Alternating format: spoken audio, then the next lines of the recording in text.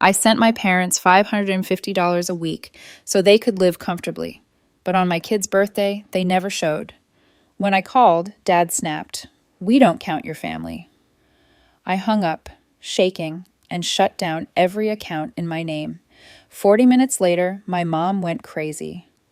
I was done being their daughter the moment my father said my son didn't count. You'd think after everything I did for them, everything I sacrificed, they'd have some respect, or even just basic human decency. But no, my parents treated me like an extension of their problems, like my only role in life was to make theirs easier. They saw my kindness as weakness, and for too long, I let them. I'm Erin, I'm 34, and I'm finally telling this story because for years, I let them guilt me into silence. I kept hoping if I just did a little more, gave a little more, they'd finally change. But they didn't. And now I'm the one who changed. I hope someone out there hears this and understands what it means to reach your breaking point. It started 3 years ago when I began sending the money every single week, $550 like clockwork. They always had a reason. Dad's blood pressure meds, the rent was going up, the car broke down, Mom needed new glasses. They never once said thank you. They just acted like it was expected, like it was mine and Rachel's job to keep them afloat. Rachel's my younger sister. She's always been their favorite. Blonde, perfect teeth. Did pageants as a kid. They'd brag about her job, her boyfriend, her haircut. I was just the responsible one. The one who handled their bills, made the calls, drove them to appointments, sent money. They never asked Rachel for a dime. But she sided with me when things started getting worse. Even she saw it. My husband Tyler used to ask why I did it, why I let them treat me that way. I didn't have an answer. I just couldn't imagine cutting them off. No matter how cold they were to us, especially to our son. They never bonded with him, never babysat, barely acknowledged his birthdays. Mom once said she didn't feel connected to him because he looked too much like Tyler. So I tried. I sent photos, invited them over, included them in everything. Last weekend was his 3rd birthday. We planned a small backyard party. Nothing extravagant, but he was excited for weeks. He picked out a cake shaped like a bulldozer and kept talking about how Grandma and Grandpa were coming. We even printed a little sign that said, "Welcome family." They never came. I waited until after the candles were blown out, after the guests left, after my son fell asleep with cake on his shirt and one shoe on. Then I called them. Dad picked up. I didn't even ask why they didn't show. I just said, "We were waiting for you." He said, "We don't count your family." Then hung up. I sat there holding the phone, not feeling sadness or anger, just this eerie calm, like something had shifted inside me. I opened my laptop and shut everything down. Every bill in my name, gone. I canceled the utilities, disconnected the grocery card, closed the bank account they used. I called their landlord and gave him their number, told him not to contact me again. 40 minutes later, Mom started calling like a maniac, left 7 voicemails in 10 minutes. She called me selfish, said I was destroying them, said I owed them, that they were my blood. She tried calling Rachel, then Tyler, then showed up at my grandmother's house screaming so loud the neighbors came outside. But Grandma already knew. I told her what happened that night, and for the first time she didn't try to defend them. When Mom started ranting in the driveway, Grandma walked outside calm as ever, and then, with the kind of slap that ends generations of denial, she shut her up. She said, "How dare you treat your daughter like that? You're lucky she gave you anything at all." And now it's over. I watched it all happen from the car. My son was in the back seat, asleep with a little plastic truck still in his hand. And that was the moment I realized I wasn't the daughter anymore. I was the mother now. And I was going to protect him from the people who never protected me. After the slap, everything went quiet for a few days. No calls, no texts, just this eerie silence like they were regrouping, planning their next move. I wasn't naive enough to think it was over. I knew my mother. Silence was just the eye of her storm. Rachel checked in every morning. She kept asking if I was okay, if I was sure about what I did. I told her I was more than sure. I was free. For the first time in my life, I wasn't constantly checking my phone or calculating how much money I had left after taking care of their bills. The silence broke on Thursday morning. My work email pinged, and there it was, a forwarded message from our joint cell phone provider. Apparently, they tried upgrading their phones on my account. Both of them. Maxed out models. I'd already shut the account down days earlier. I replied to the email just to be sure and got confirmation. The attempt had been blocked, but still, the nerve. That same day, Tyler found a letter wedged into our mailbox. It wasn't stamped. Someone had driven to our house to leave it. My name was on the front, written in my mother's handwriting. Inside was a single piece of paper. You can ignore us, but don't forget family is blood, and your little boy has our blood too. That was the line. That was the moment revenge became something more than emotional. I took a photo of the letter and drove straight to Grandma's. She read it twice, sat down, and told me to stay calm. Then she said something that caught me off guard. It's time they learn what survival looks like without you. She pulled out a small notepad where she'd written down every major expense I'd covered over the last 3 years. She'd been keeping track. Rent, utilities, medical bills, phone plans, groceries, car repairs, even a few Amazon purchases. I couldn't believe it. She said, "We're not going to hurt them. We're going to show them." I started small. I called their dentist's office and had my name removed from the file. Same with the pharmacy. Then I emailed their landlord again and asked for a copy of their lease. I just wanted to see it, see what kind of mess they were in. They hadn't paid rent that month. The next day, my mom called me from a number I didn't recognize. I let it ring. Then Rachel texted. They just showed up at my work. I called her immediately. Mom and Dad had walked into Rachel's office like everything was normal. Asked her for $300 to get through the week. Rachel told them no. She said, "If you want money, ask the daughter you actually respect." Dad lost it. Started raising his voice. Said she'd always been a disappointment. That night, Rachel came over with a bottle of wine and something in her eyes I hadn't seen before. Distance. They don't care about any of us. They only care about what they can get. I nodded. She leaned in and said, "So, what's next?" And that's when I told her about the account, the one they didn't know I had. Back when I was still handling everything, paying their rent, their bills, refilling their prescriptions, I set up a side account. It was supposed to be a safety net for emergencies, my name only. No one else knew it existed except Tyler and Grandma.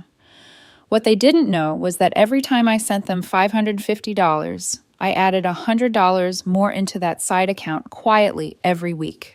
By the time I cut them off, there was a little over $15,000 sitting there. I told Rachel about it that night, after she'd had 2 glasses of wine and was still reeling from what our dad said to her.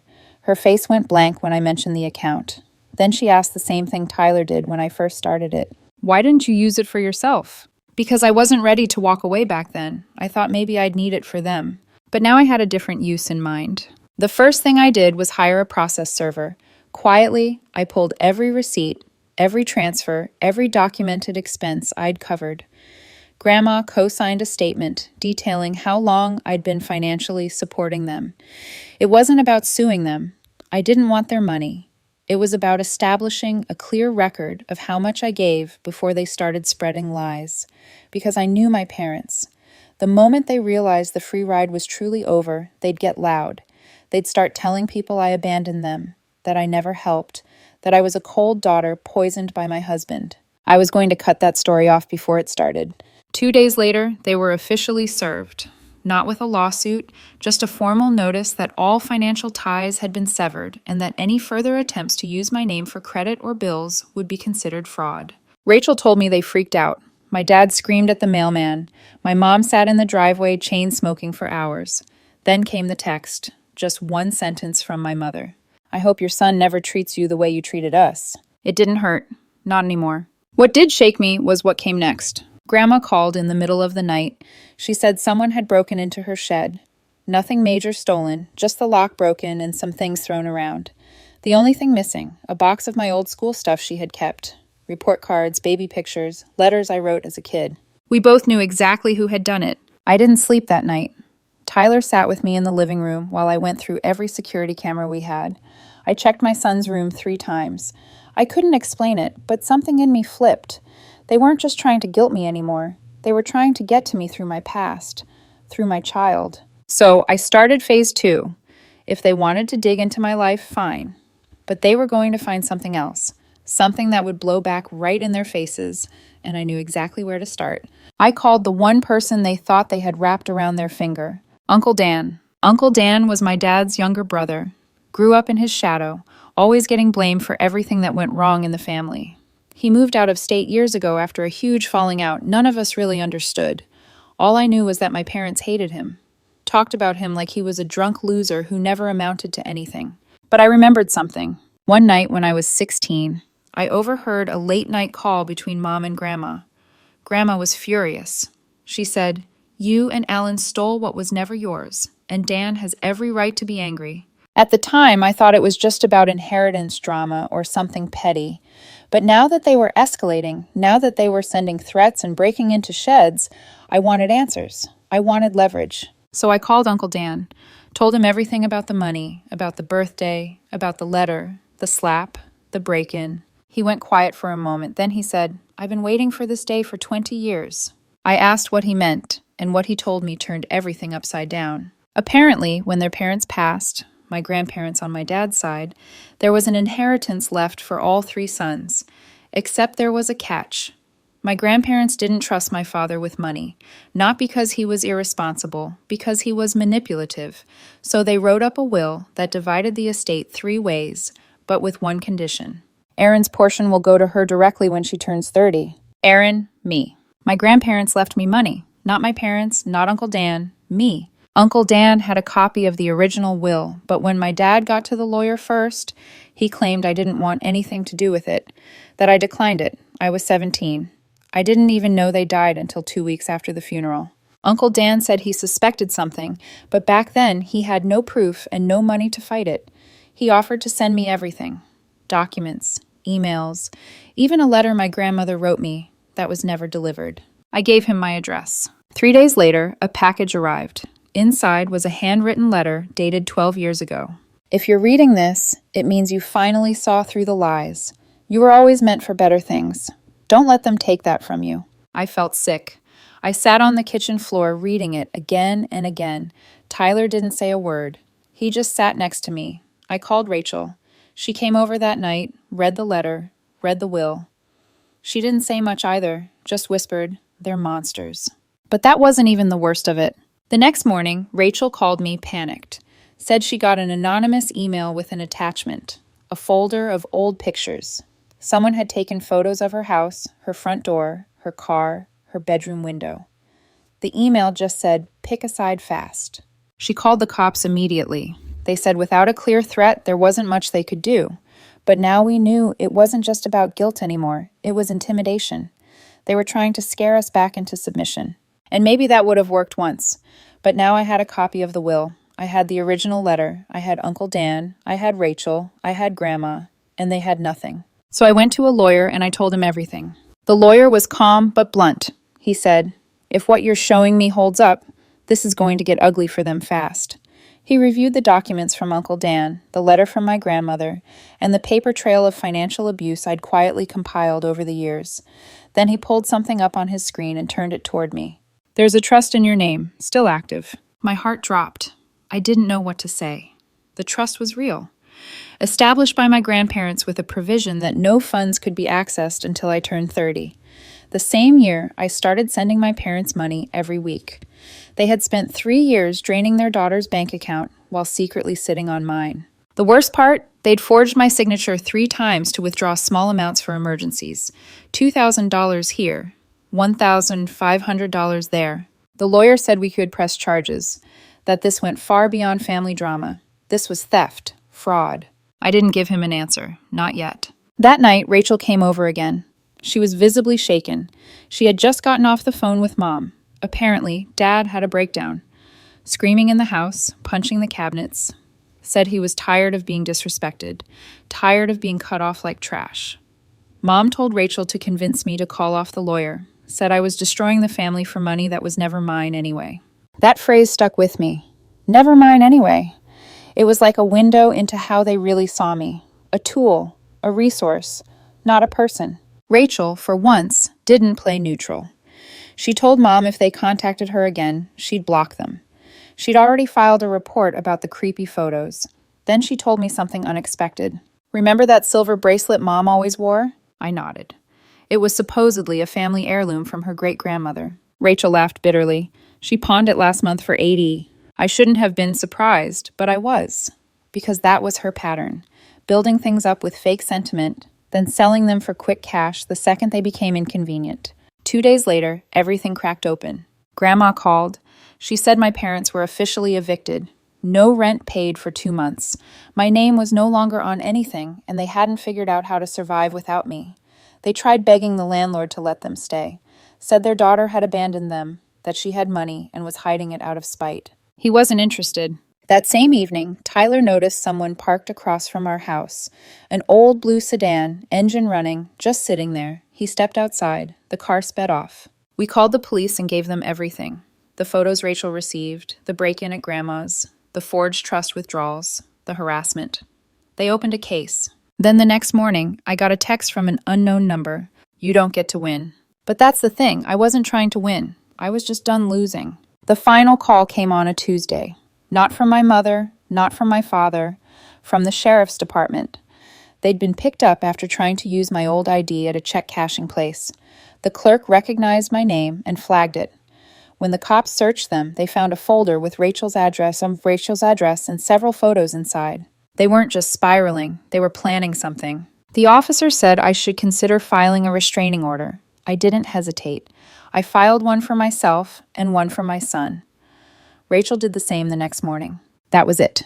That was the line they crossed with no way back. And for the first time since this entire nightmare began, I felt peace. Grandma invited us all over the weekend after the court order was signed. Me, Tyler, Rachel, and my son. She made pot roast and wore her old pearls. Said she felt like celebrating. At one point, she pulled me aside and handed me a small box. Inside was a locket. Not expensive, not flashy. But when I opened it, there was a photo of me as a toddler and another of my son from the birthday party. She said, "This is the family that matters." Then she added something else. "You know, I slapped your mother because I was angry, but if I ever see her again, it won't just be one slap." We laughed. For the first time in weeks, Tyler and I used part of the trust money to finally fix up the backyard. Nothing extravagant, just enough to build a little playhouse. My son calls it his work zone. He's obsessed with tools now. Rachel moved into a small place of her own a few miles away. She comes over every Friday for dinner and helps babysit on the weekends. We've never been closer. As for my parents, they vanished. The last we heard, they were staying with a cousin out in the desert. No car, no job, no money. Uncle Dan sent me a photo a few weeks later. He'd run into them at a gas station, said they didn't even recognize him. Just two empty faces walking out of a convenience store with a bag of chips and a six-pack. I didn't feel bad. Not even a little. Because this wasn't revenge. Not really. This was correction.